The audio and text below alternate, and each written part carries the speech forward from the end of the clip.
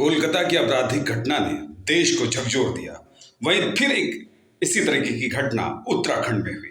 उत्तराखंड में एक private nurse को भी गला दबाकर रेप कर उसकी हत्या कर दी गई। ये मामला नैनीताल का है कि जहां के एक प्राइवेट अस्पताल में एक नर्स काम करती थी और वो ऊधम सिंह नगर के रुद्रपुर में रहती थी। वो अस्पताल से घर के लिए निकली लेकिन रास्ते में गायब हो गई। इस पर परिवार ने एक गुमशुदगी की रिपोर्ट लगाई, दर्ज कराई और उसमें ये दिखाया गया कि वो गुमशुदा हो गई हैं, घर वापस ही नहीं है।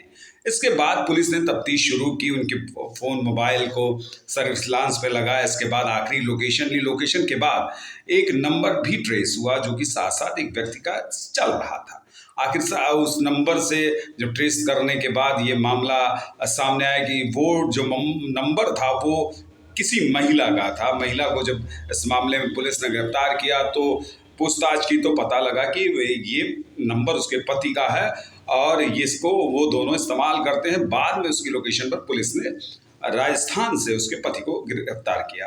धर्मेंद्र नाम के इस व्यक्ति ने उस महिला का उस वक्त रेप किया कि जब वो घर वापसी के लिए निकली थी और रास्ते में उसने बहला फुसलाकर बहकाकर जंगल की तरफ ले गया और वहां उसने उनके साथ रेप किया। रेप के बाद गला घोट कर हत्या कर दी।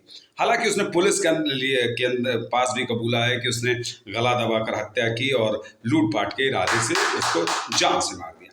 सवाल ये उठता है कि आखिर महिला अपराधों पर सरकारें इतनी चिंतित क्यों नहीं है? क्योंकि अभी बड़ा हो हल्ला मजा, खासकर पश्चिम बंगाल की ममता बनर्जी के सरकार पर सवाल उठे और उनकी पुलिस कार्रवाई पर सवाल उठे। अब यही चीज़ उत्तराखंड में दोहराई गई बीजेपी सरकार में और बीजेपी जहां मुखालफत वहां पर कर रही थी, क्या बीजेपी भी यहां पर ठोस कार्रवाई करने का इरादा रखती है या महिला अपराधों पर ये अंकुश कब होगा? क्योंकि यहाँ राजनीतिक विद्वेष की बात नहीं है।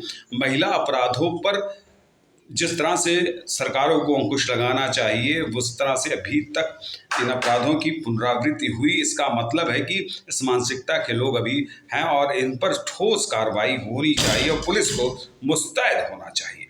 आखिर कब तक इन घटनाओं से महिला अपराधों को बढ़ावा मिलता रहेगा और इससे देश की जो संस्कृति है उस पर एक हमला सा हुआ है। हालांकि इस कांड के लिए पुलिस ने धर्मेंद्र को गिरफ्तार कर लिया है और कार्रवाई उसको जेल भेज दिया है।